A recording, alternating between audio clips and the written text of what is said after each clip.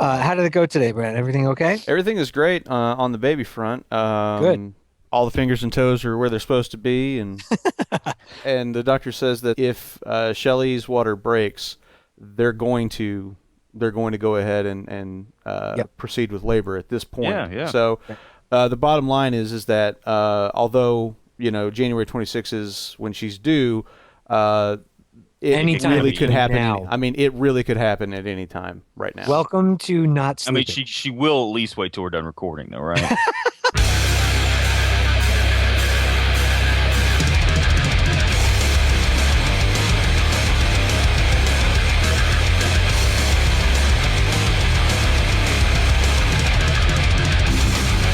This is Epic BATTLECRY Skirmish 218!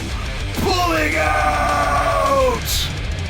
Hello and welcome to Epic BATTLECRY. This is the place where we cut through the crap to bring in the real deal in the gaming industry today.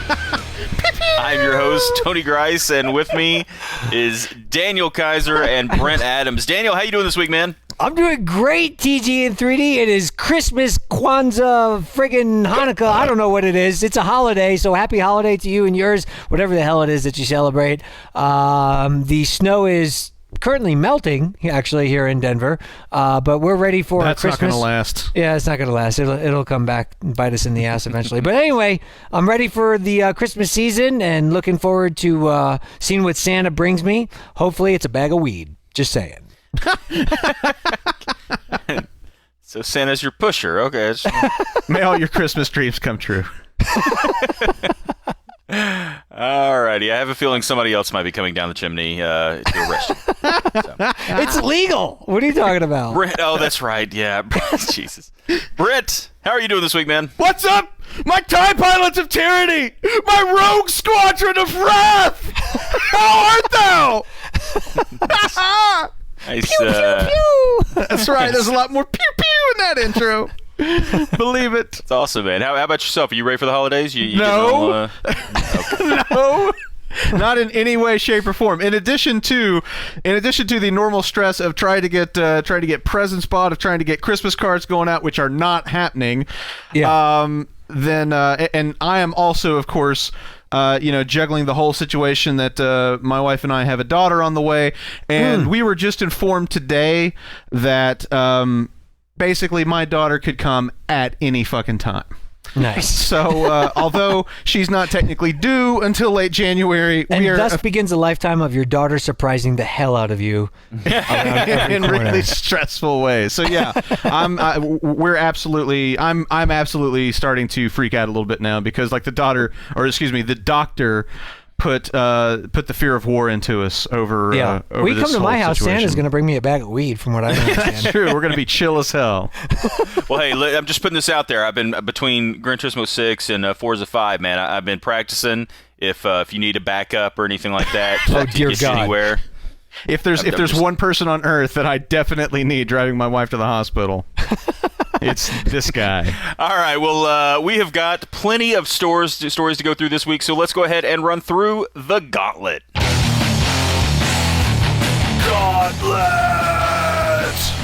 All right, guys. Well, we are in the gauntlet, and the first story we've got up is a bit of a surprise. I don't think many people saw that we've got a new Star Wars game coming our way, but not maybe necessarily the game you were expecting. Brent, What? Is this the game that we were looking for? No, this is not the Star Wars game that you're looking for. He can go about his business.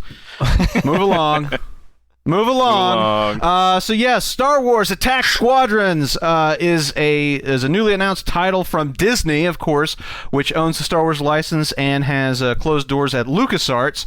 It is a free-to-play online space combat game that is going to be coming along at some point.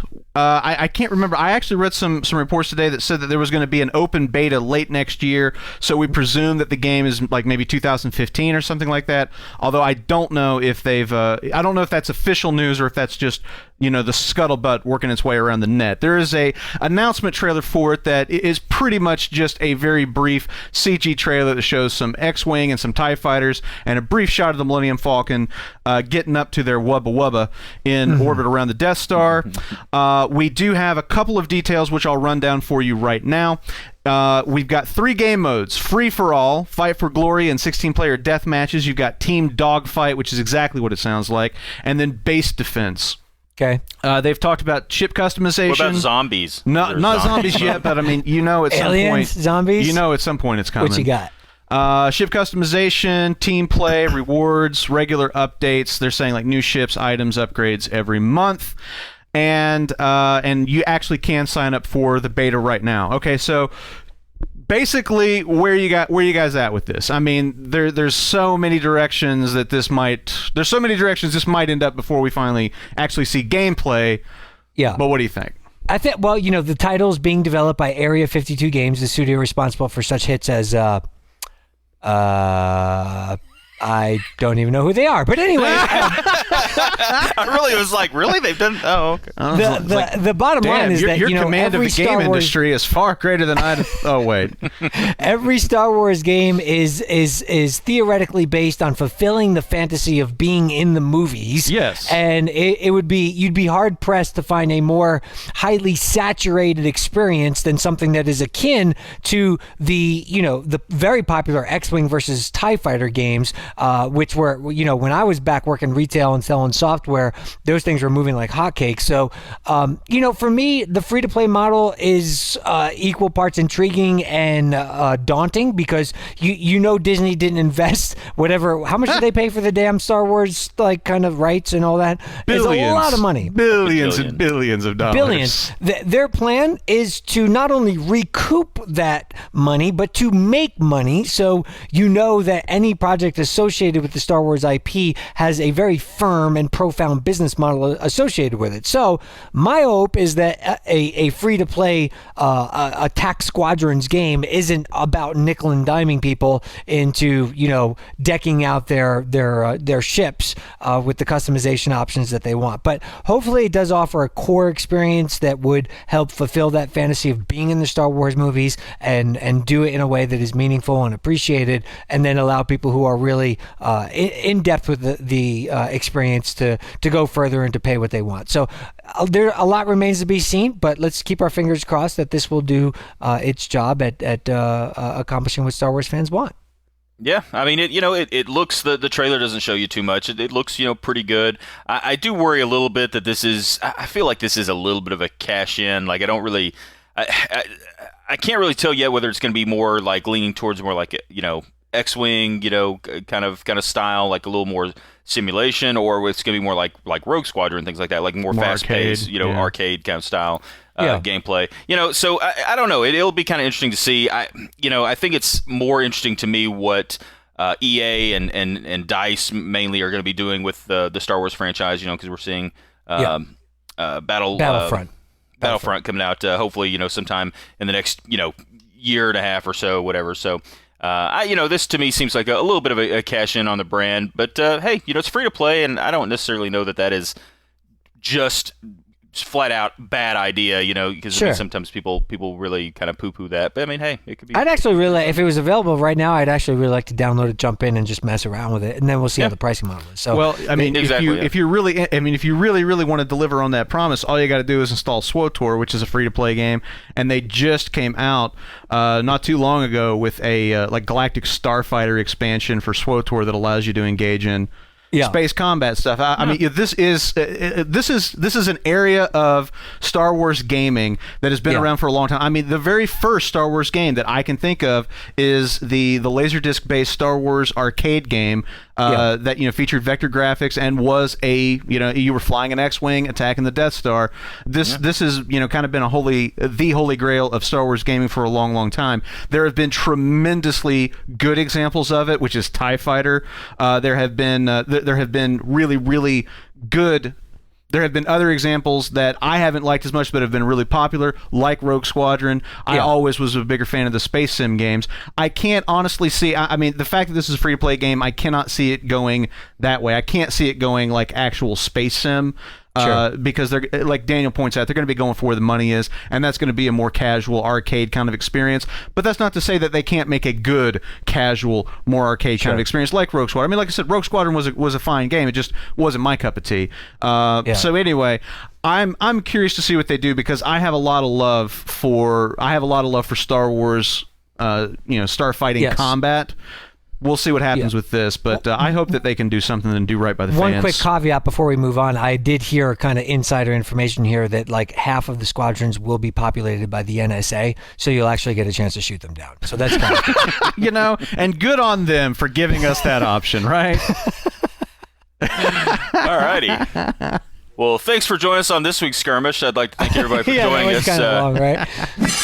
Next up we've got a big update coming for Forza Motorsports 5. That's adding in a few features and also kind of tweaking some stuff. DK, what are they changing up?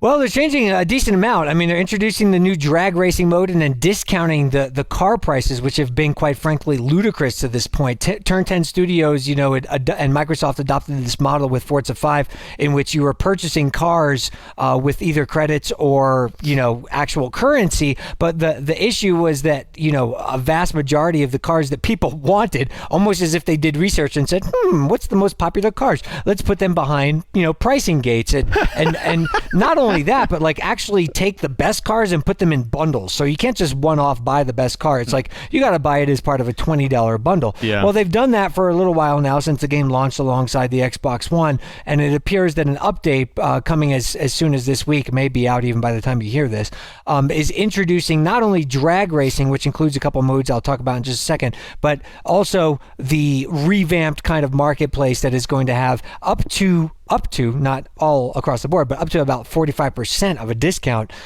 stating that, the as an example, the 6 million credit Ferrari 250 GTO is now going to be sold at 2 million credits. So a lot more accessible to the cars. I think this just needed to happen. They need to really kind of address the issues that are with you buy a game at $60 and you don't expect to be, again, nickeled and dimed into getting the best assets for that game. So hopefully we'll see a lot more forgiveness within the structure in terms of them upping the amount of credits you get for races, but also just purely discounting what the cars are worth, because it's kind of cheap and underhanded to force your audience to get the content they want the most by paying for it in a game like this after they've already purchased the game. But anyway, the drag racing mode has keep the it, tag virus, and pass the it, which all sound like members of the venereal disease community. Or that's exactly right. Damn it! You totally ripped that from underneath me. Or a sequel to the Addams Family movie. I don't know, one or the other. But they all involve kind of like being quote unquote it. Keep the it is where one player keeps its status as long as possible while the other cars try to like hit them. The other one is like tag, where you start as it and then try to hit as many people and spreading the virus, and then pass the it, which is similar to keep the it, but one player begins as it's very confusing. Just play the damn thing. I don't know. Right? We all agree on that, right? Okay, so all listen, you need to know is that like the cars are going to be discounted and there's drag racing, so go for it. But what do you guys think of the way that Forza Motorsport 5 launched, and also kind of the readdressing after a lot of fan feedback, almost a fan uproar about the fact that the pricing model was instituted in such a way?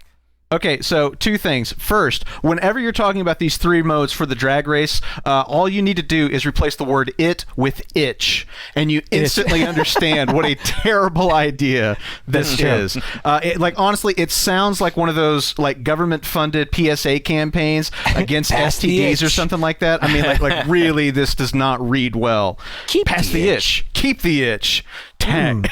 You gotta keep the itch as long as you can. Sponsored and then by pass it to Trojan. as many people as possible. It's like, wait, what? Anyway, what I want to know is what happened to the people who have already bought these things at full price? That's just a good point. I've always felt that way. That always ticks me off.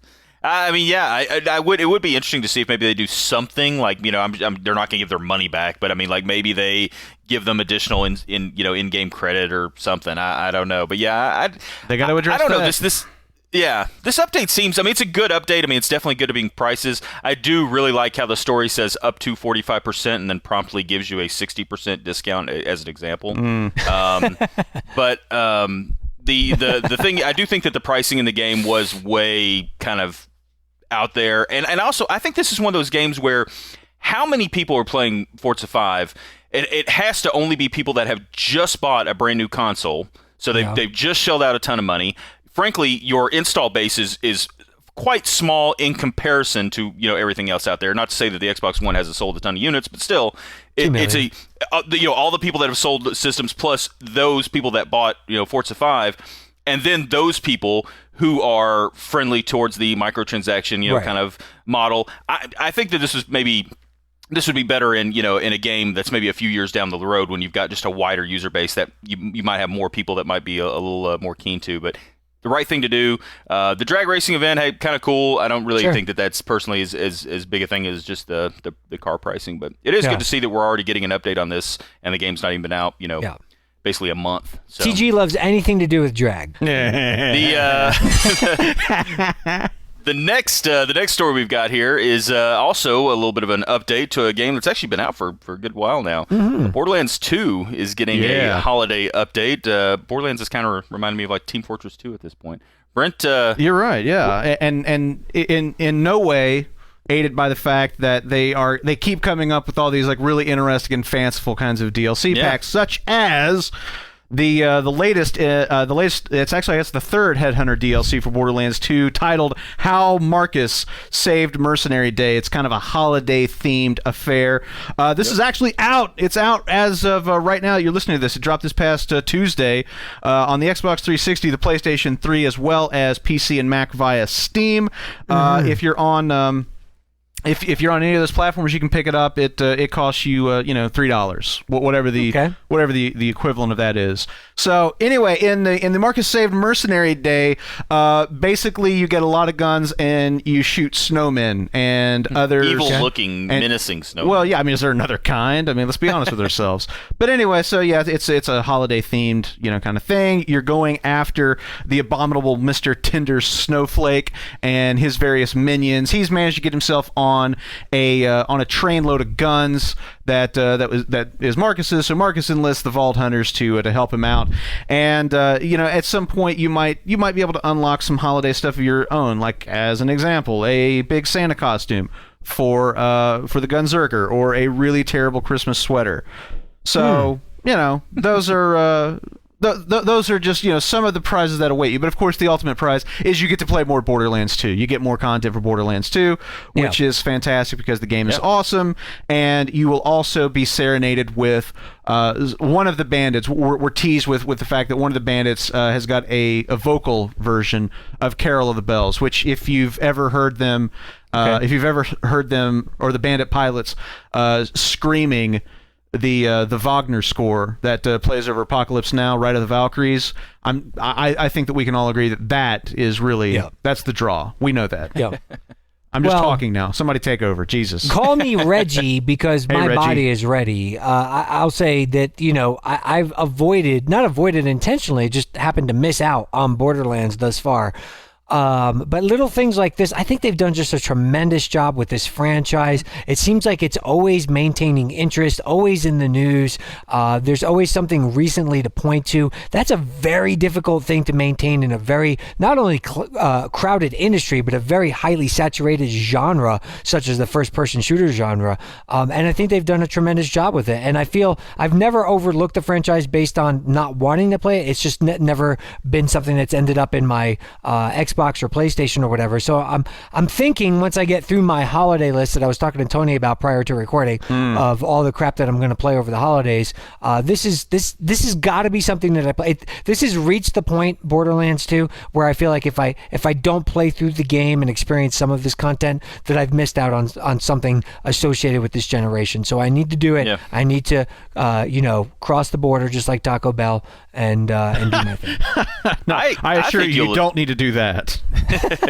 I think you're exactly right, and I do think it's one of those games that I do think that you'll kind of look back at some point and play it and sort of feel like you kind of missed out on it, during the time. And hey, now's a great time. I mean, there's there's different editions out. You can get it, to They just had the game on sale, like on Xbox, I think, like as part of their holiday sale, but I missed it. I was gone. And that's the thing, though. Honestly, this time of year, that's actually something I'll talk about a little bit later. But this time of year, it's insane. If you miss a deal today, if you just wait a week or so, usually you can catch it somewhere else, for a similar price or sometimes even cheaper. So. Yep.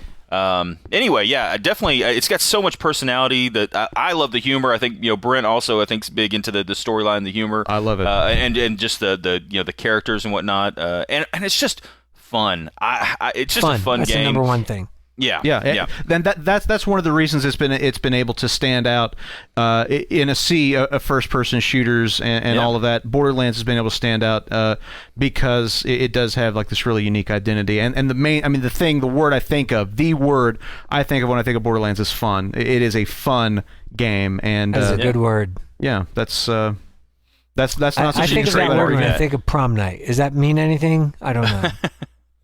It means, like funny, like somebody was laughing at you on prom night? It means your prom night like... went very differently from mine. That's what it means.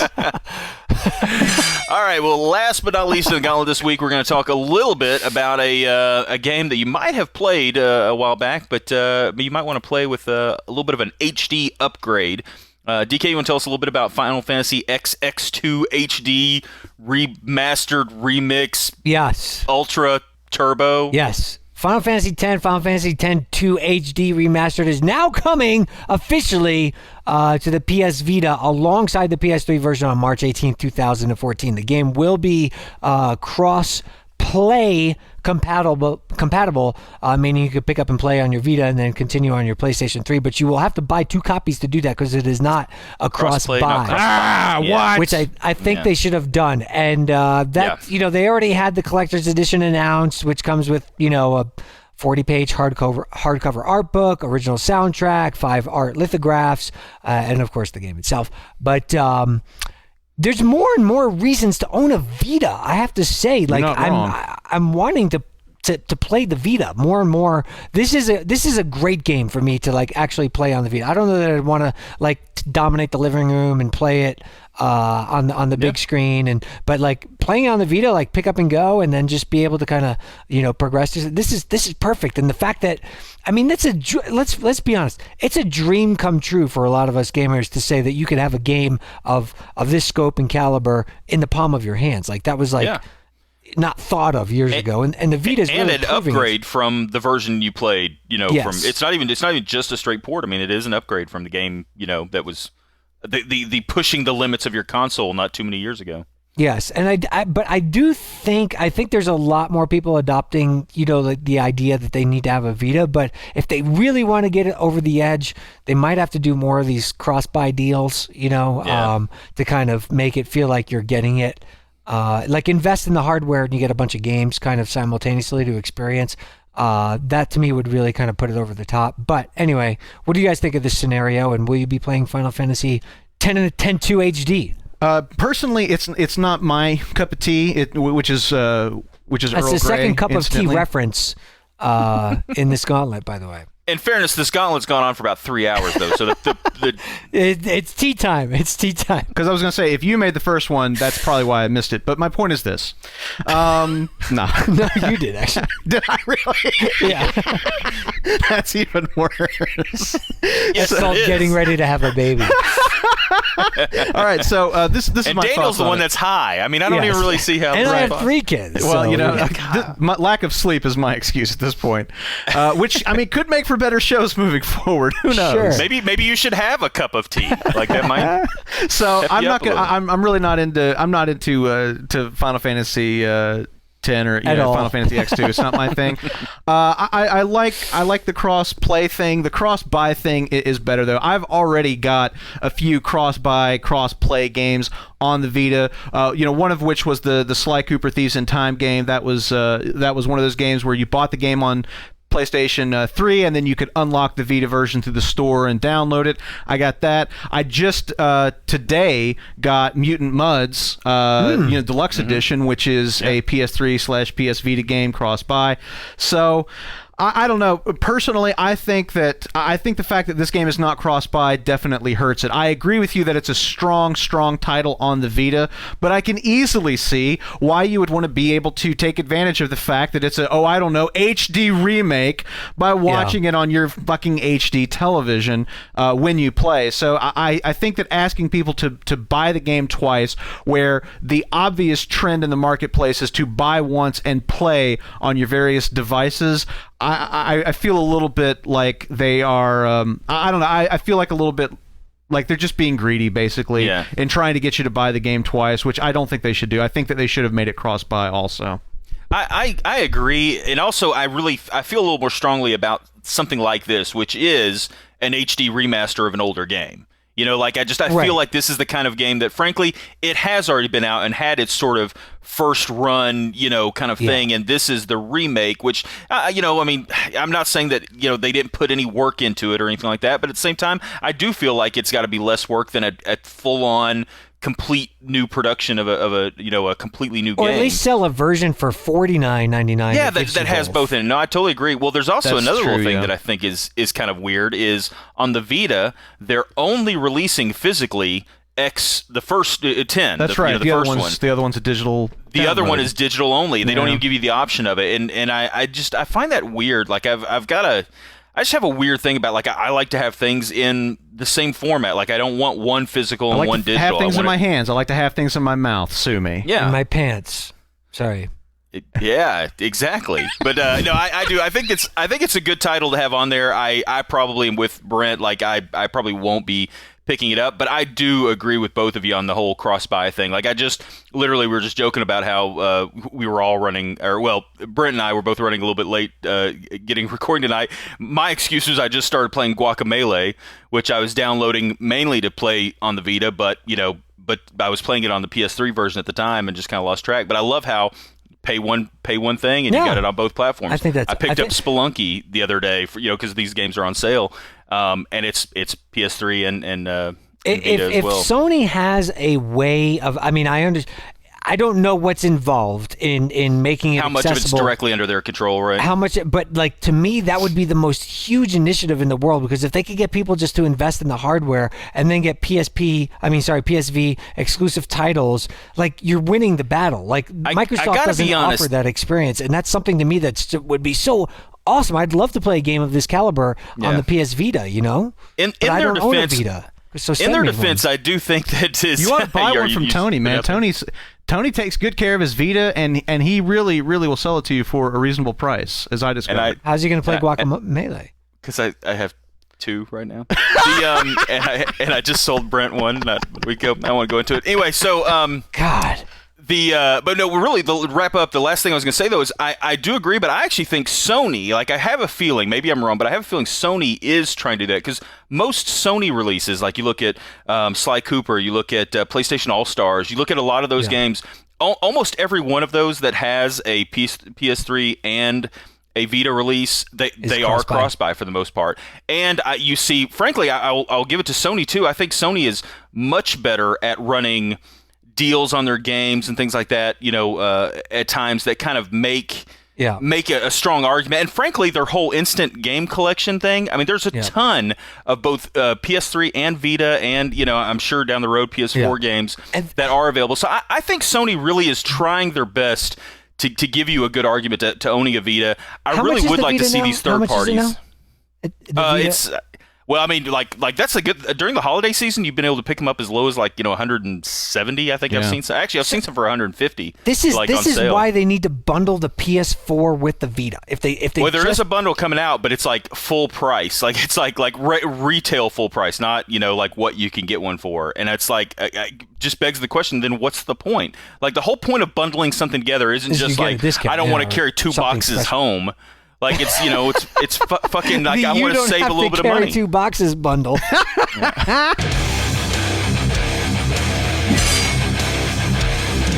All right, guys. Well, we are here in the main topic this week, and we're going to talk a little bit about kind of the story we've got here in the last week or so, that the upcoming Rainbow Six, the upcoming Well, was formerly upcoming. upcoming Rainbow was Six. formerly known as Rainbow Six Patriots. What's happening with it? What's Ubisoft doing? What are the plans for the franchise? I think it's kind of a little bit up in the air. We don't have all the details, but we wanted to talk a little bit about it. DK, you want to tell us a few of the details, or at least some of the ideas that we think they're the direction they're going in? Well, Rainbow Six Patriots, the long-awaited, highly anticipated next installment of the Rainbow Six franchise, which has been around forever, is basically being completely reworked. Ubisoft's North American president, Laurent Detac, had gone on record talking about, basically the direction the game is taken, which is nothing at this point. They had a core team for the game. Detac said that they had a good vision. They got started, and the game simply wasn't working, in his own words. They have internal staff that kind of influences what they pursue and what they don't do. This was a part of a greater interview about how a company like Ubisoft manages delays or cancellations. And I think bringing to light a greater issue about innovating within the first-person shooter genre, which is a highly competitive genre, as we talked about in the Gauntlet, and how Borderlands' success within that genre is astounding, just because of that sheer fact of how competitive and how difficult it is to stay above water and be unique within it. But anyway, the long and short of it is, at this point, there's a lot of things that are up in the air. The Rainbow Six Patriots project might take on a completely different entity. We know that it's kind of shifting to next gen consoles. Previously only announced for PS3, Xbox 360, and PC. The game is still a project, but we don't know exactly what's going to happen with it, or if it's even going to be included in the Rainbow Six kind of tradition of branding. So it's a racing/puzzle game now. They don't want to. It's Tetris Light. But anyway, my question then to you guys is, what does this mean for the Rainbow Six franchise? Which, in a day and age, Rainbow Six used to be huge. But now we've seen more, I guess, more action-oriented franchises like, of course, Call of Duty and Battlefield take the mainstream, making the Rainbow Six type of formula possibly seem mundane. To me, it seems more exciting. Those are my types of games. I like those games more than I like the frenetic action of a Call of Duty or Battlefield. But I'm in the minority, and I recognize that.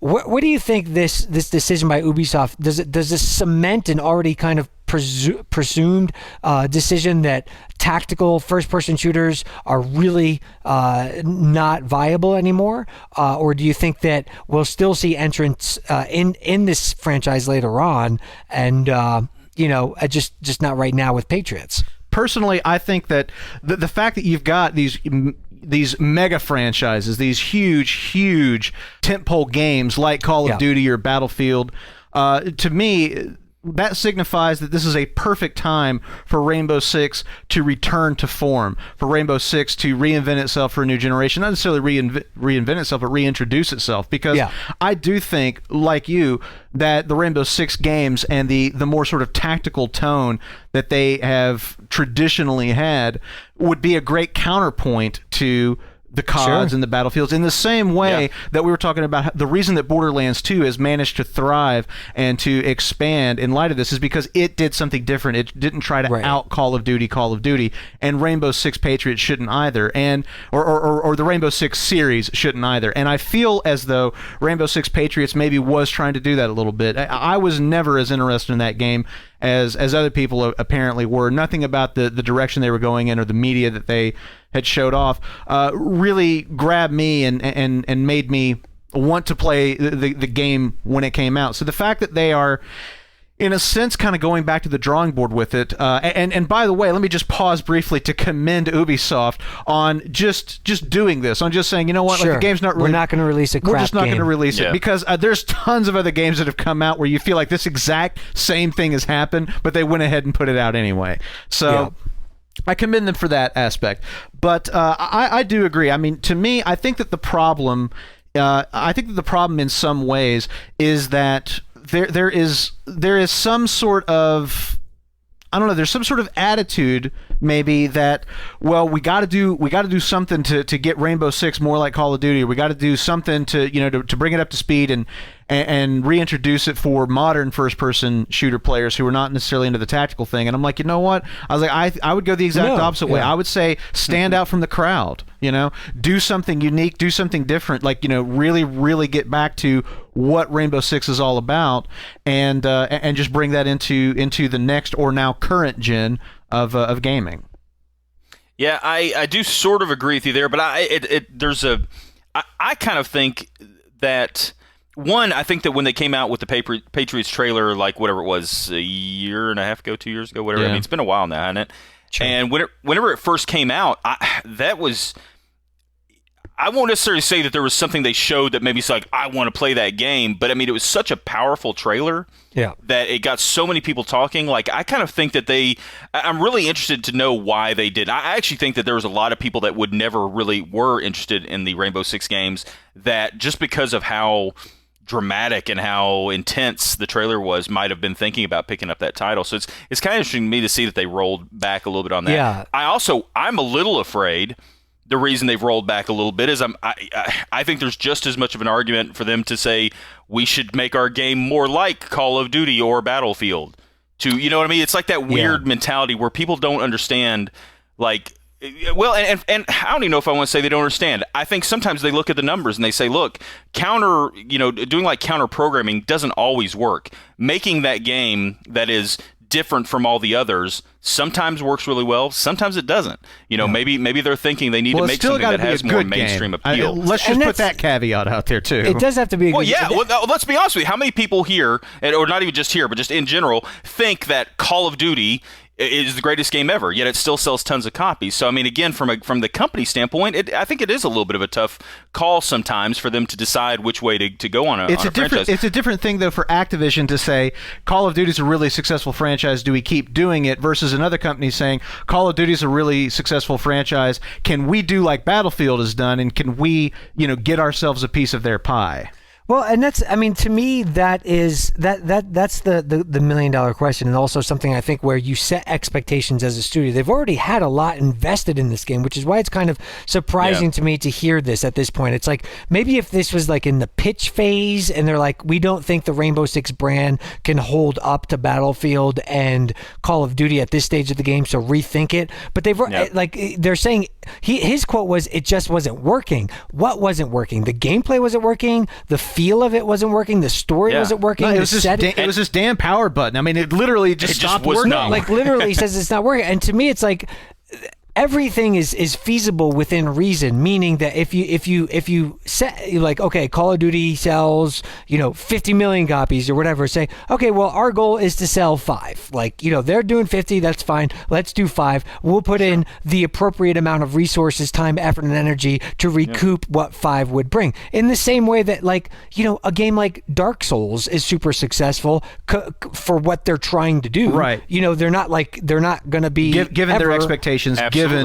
Exactly, but like, people anticipate that game, and there are games, Ni no Kuni, other games that are considered huge successes based on what they expected out of it. So, like, to me, for them to be able to say this wasn't working, what wasn't working? Were their expectations too high, or was the game just fucking broke? Well, on the PC side, look at something like the Arma series, which the Arma series, obviously it's gotten a lot of popularity because of the DayZ mod, but the Arma series is getting pretty popular in its own right for PvP, and that's a series that is really all about realism, as opposed to the more sort of arcade shooty kind of Call of Duty stuff, and it always has been. It's kind of aimed for a more realistic, although it still has a bit of a it's not super realistic, but I mean it's more so than a lot of other shooters out there in its history. Yeah, I think what maybe kind of came down to is, frankly, in a way, this is sort of mixed. This is mixed results, because we have actually gotten some feedback on the game. I was a little afraid it's been canned way before this, so at least we kind of know that they were still trying to make it work, and they just got to a point where they're like, okay, look, we've tried. it's not going to work. Let's retool it and let's do something, let's do something a little different. I'm kind of hoping that this means that they take it maybe back, instead of being a little edgier, take it back just to the way the series has kind of been over the years. And frankly, now, that one of the other points is that now it's going to be kind of next gen, whereas I think a lot of the talk is when it was first announced, it was probably aiming for a whatever you want to say, last gen and next gen. So I think that would have limited its scope just a little bit. Right. Now it's going to be probably exclusively next gen, which I think, I will say, this is the type of game. I remember Daniel, us talking a while back, like years ago, about how cool it was using the voice commands. That's one of the few For games Rainbow that Six, like breaching a door, like breaching Breach. a door and giving commands. That game was perfect for that. And so I think, something like you take the Kinect camera, or you take the PlayStation camera, something like that, and feed in, the ability to do things like that. I think that's the kind of game that's perfect for this. I think, if anything, this is probably a good thing. The game that they're working on, if Ubisoft, who, frankly cranks out games like they're mad, if they've decided to pull back on it, that's probably a good sign. That's a sign that they really weren't ready for it. And I think they are going to hopefully put out a better title. Unfortunately, I just think it's going to be a lot further down the road than maybe we might have hoped for. So maybe the pull-out method might actually work for them. It might. Double rainbow all the way.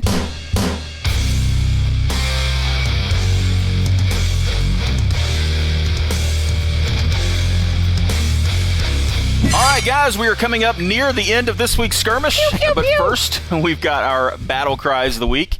And start off with my battle cry, which is, we're coming up on, it's basically it's the end of the year. We're into the holiday season. This is the time of year when everyone, and I mean everyone, is putting stuff on sale, is having discount deals. It's whether you're on PC, whether you're on console, whether you're on handheld, anything, phones, everything. All of the games these days are going on and off sale constantly. We were talking a little bit earlier about crossplay and some things like that. Here lately, Sony especially is one that I've picked up quite a few deals. I just picked up Guacamelee, which I've been putting off. Yeah, last week I picked up Dragon's Crown and Spelunky, Spelunky was discounted a lot. Dragon's Crown was just discounted a little bit, but still, it's one of those things where a lot of the games that maybe you put off because maybe you just didn't have the time to play them or didn't have a chance to pick them up. This is a great time of the year to pop on the storefront for your favorite platform, check out, see if they got any games on sale. Check online. Like, I found a lot of times where maybe I saw a deal and I was like, hey, it's a couple bucks off, that seems pretty good, and I've checked online and found somewhere that had it even cheaper. This is the time of year where people everywhere, retailers everywhere, just really go crazy with giving you good deals on stuff. So, hey, even if it's like, for me, a lot of the games I'm picking up, frankly, like I picked up Gran Turismo XL.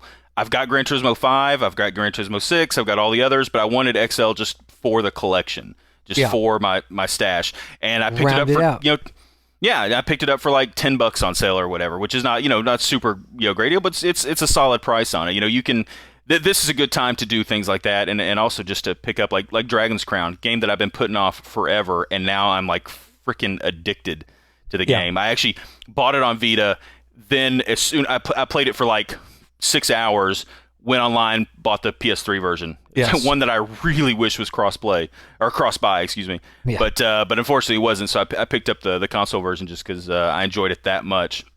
But just if you've got a little bit of extra cash over the holidays, definitely time to jump on, like I said, your favorite storefront and see what kind of deals they got going. I can't speak from experience, but I hear the same rules apply to the world of porn DVDs. So just Merry Christmas. Here's a little tip for you though. If you're paying for porn, you're doing it wrong. All right, and that's so a man Brent who knows what he's talking about. Yes. Yeah, absolutely. How do you think I have enough money to spend on games? That's right. Brent. What? You have a battle cry this week? I do. My battle cry goes out to the fact that after more than a year of being promised, after more than a year of waiting on this game, the DayZ standalone is available right now through Steam. Early access came out this week. I guess it was Monday. I downloaded it Monday evening. and I actually managed to get into a game earlier today. Did a little streaming on Twitch, hung out with some axe heads, managed to play, 15, 20 minutes or so. It was actually right before my wife and I had to run to our latest doctor's appointment to get the ultrasound for our daughter, which one of the, I think it was Alexander Arts, and if I'm wrong, I'm going to feel terrible if I credit this to the wrong person, but I think I was talking about this on the Twitch stream, and Alexander Arts said ultrasound, it's like the baby loading screen, and yes. I thought that was that's awesome. That was pretty awesome. But anyway, yeah, DayZ Standalone and it does take forever. That's the only problem too. Well, yes. This is true, but it's out, and I've been able to play it a little bit. Everybody's asked me what I thought of it, and I'm still kind of I'm still forming an opinion on it. It's quite a bit different than DayZ. A lot of the key bindings are different. Obviously, the inventory system is substantially different. So, it really is kind of getting used to the game all over again. I dropped into a game. It was at night. I've heard a lot of people say that almost everything they've seen so far has been at night, and I saw no zombies whatsoever. I saw absolutely zero zombies. I saw another player, which I just basically ran up to screaming and committed suicide by survivor because I had to run to this doctor's appointment. But I am so happy that DayZ Standalone is finally out, and we're finally going to get a chance to kind of take part in shaping the standalone version as the community has taken part in shaping the mod, and seeing where this ends up and what the difference between the game is now versus where it will be when they are officially out of the alpha, out of the beta, and releasing the 1.0 version of DayZ Standalone. It's very exciting. So yeah, I just wanted to let everybody know. You've probably heard the news, but if you haven't, you can get DayZ Standalone on Steam right now. It's $29.99 as an early access title. Nice. Very cool. Very cool. DK, what is your battle cry this week? My battle cry this week, TG in 3D, goes out to one Mr. Marcus Let's Grab a Beer, otherwise known as Annoyed Gamer, who recently announced on the last edition of his show on GameTrailers.com that he will be moving on to do different things on his YouTube channel and elsewhere. And I've known Marcus for a while, and we've obviously worked together at GT, and I just wanted to use my battle cry this week to wish him the very best of luck in 2014 and beyond. He's brought a lot of interesting points to the table, never been afraid to speak his mind, and much like the Epic Battle Cry initiative, always ready to cut through the crap to bring the real deal in the gaming industry. So my best goes out to Marcus, and I wish him all the best in, like I said, this year, and see what happens next. And if you haven't already checked out his show, then do so, and you can find him on YouTube as well. So that's my battle cry. Just a quick shout out to Marcus and the Annoyed Gamer in general, and hope to see some good things from him moving forward. Yeah, definitely. It sounds. I'm pretty excited about hearing what he's going to be doing here. Yeah, I think he's actually going to go completely hippie, and we're going to just hug trees together and grow beards. I heard. He said on Twitter it's just going to be a bunch of old episodes of Annoyed Gamer. No, I'm kidding. He actually said the exact opposite. All right. God. So I think I have our member battle cry this week. Indeed. And we spoke, of course, last week talking a little bit about our. The VGX and kind of our impressions of the VGX and some of the games that stood out. And in response to that, we've got Tokyo Choo Choo, who says, speaking about one of the games that we talked a lot about, No Man's Sky looks totally ace. It makes me remember the old ZX Spectrum game Elite. I used to love that game back in the day, traveling free around the universe, getting into random space battles, and docking with unknown space stations. Great times, and it mattered not a jot that the whole thing was rendered in sub 8-bit graphics. Your imagination and passion filled in the gaps for you. If No Man's Sky can achieve the same level of immersion and exploration that Elite did all those many moons ago, then it could be a pretty profound experience. And we need to get DK on VGX duty stat. Amen. Don't deprive the world of that hair. I agree with that. Yes! Well, I don't know about the hair, but yes. But the rest of you is welcome, yes.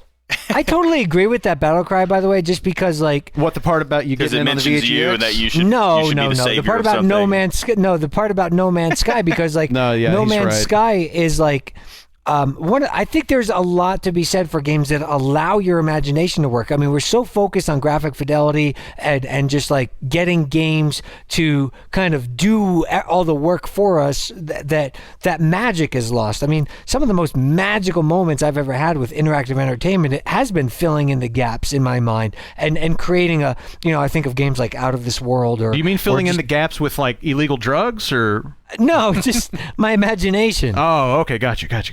Man. But yeah, no, seriously. I mean, I think that is something that No Man's Sky is kind of touching on and seems to at least have the ability to facilitate that we might, start exploring things and doing things without having every pixel painted out for us. So we'll see what happens. And even just from, you kind of mentioned in terms of graphics, but even just story and everything. I mean, just the fact that so many games we play these days, even though they're branching paths and, you can do it the way you want to, there's still a story that you go through.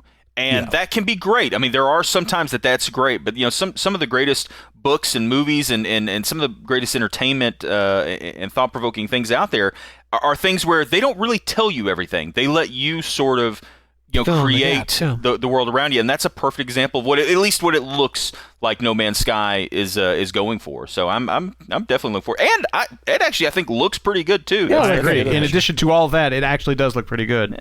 Yeah, I think we should have DK on VGX next year, but in sub 8-bit graphics. Yes. My hair I think that would be the really caveat. blocky. It'd be very blocky. It'd still be pretty epic, though. I mean, it probably would be. 8-bit graphics simply do not have the fidelity to accurately describe the main. Yes. It's just hey, if you're an 8-bit graphic artist out there, I'd like to see your rendering of what DK would look like on the VGX. Actually, that'd be pretty cool. So before we go, I think one last little thing. Brent, do you want to kind of... we'll talk about this briefly. Basically, we just want to give everybody kind of an update on the show running through the end of 2013, which is rapidly approaching its zenith here. Dear God, yeah. Or rapidly approaching its end. Obviously, as I've talked about on the show before, my wife and I are expecting a daughter, and with the fact that our daughter's due date is not until late January, but as people who have had kids know, anything can happen, folks. So I think that our plan is to do at least one more show before the end of the year. Probably going to be we're talking about recording something like probably like late. During the week next week, because obviously the Christmas holiday will overlap where we normally would record. So I think we're going to try to do a show late next week and get another show out before the end of the year, maybe kind of a year in review kind of thing or something like that. But I just want to let everybody know that if you don't hear anything from us, it's probably due to the fact that I have a little child rearing situation going on. So anyway, just stay tuned. We'll put updates out there on Twitter. Exactly. Stay tuned to Twitter. Individually. Stay tuned to us, on Facebook, on Twitter, on social media. We'll update there if anything should happen. But we just want to let you know that we are planning to get a show in at late in the week next week, as long as my daughter doesn't show up really, really early. Yes. I mean, basically, we're just saying blame Brent if we don't show up. That's right. If she shows up too early, you're going to have to buy her a Christmas gift. Screw that. That's game money.